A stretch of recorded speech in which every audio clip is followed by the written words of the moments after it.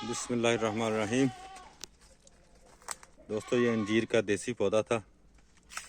ये फरवरी में मैंने यहाँ से पेमेंट किया इसको। ये देखें, ये एक टहनी को 2 जगह से किया था। ये देखें, ये देखें, और ये दूसरी शाख ऊपर तक जा रही है। बाकी पौधा देसी है, उसको इंशाल्लाह मौसम आने पे काटेंगे। और ये देखें 2,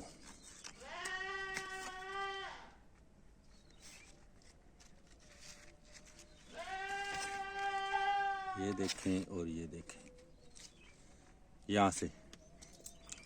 और सबसे अहम बात ये है कि ये देखें इस तने को, ये देखें काफ़ी मोटा तना है ये देखें,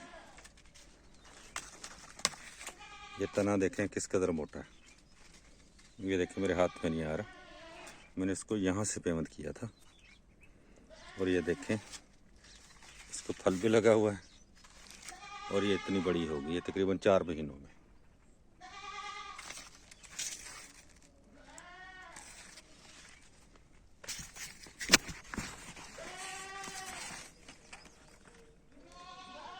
ये देखें, और इसके अलावा